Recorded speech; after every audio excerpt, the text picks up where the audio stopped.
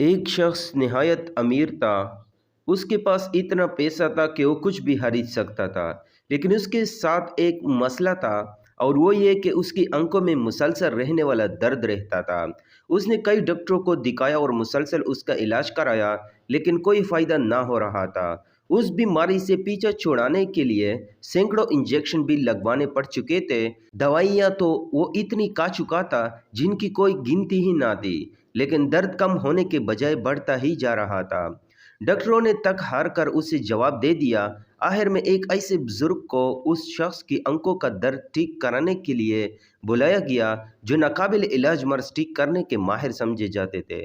بزرگ نے پہلے تو امیر شخص کے مسئلہ کو سمجھا اور پھر کہا کہ کچھ وقت کے لیے اس شخص کو صرف گلابی رنگ اور گلابی اشیاء کو ہی دیکھنا ہے، اور کوشش کرنی ہے کہ کوئی اور رنگ گلابی رنگ کے علاوہ اس کی آنکھوں پر نہ پڑے۔ امیر شخص نے فوری طور پر پینٹروں کو بلایا اور کئی گلابی رنگ کے ڈبے خریدے، اور ان پینٹروں کو ہدایت دی کہ جو چیزیں بھی اس کی نظر سے گزرنے کے امکانات ہو انہیں گلابی رنگ سے رنگ دیا جائے۔ کچھ دنوں میں ان صاحب کا گھر، آفس، فیکٹریوں کے در و دیوار، کپڑے، جوتے، کرسی، میز، بستر، کھڑکیاں، گھر کا ساز و سامان، گاڑی، نوکر چاکر کی وردیاں، یہاں تک کہ کھانے پینے کا سامان گلابی رنگ کا ہو گیا۔ اس امیر شخص کی آنکھوں کو سکون تو ملا، لیکن وہ امیر شخص اپنے گھر و دفتر میں قید ہو کر رہ گیا۔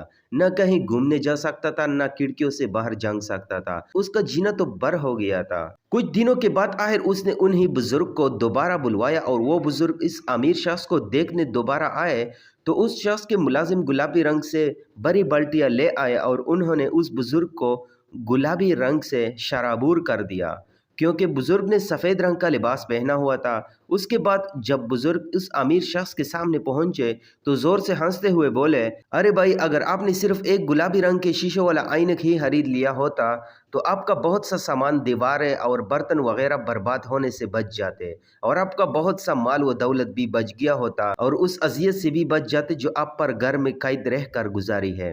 آپ پوری دنیا کو گلابی تو نہیں رنگ سکتے، مگر اپنی نگاہوں کو تبدیل کر سکتے ہیں۔ سبق: اگر ہم پوری دنیا کو تبدیل کرنا چاہتے ہیں تو پہلے اپنے آپ کو بدلنا ہوگا۔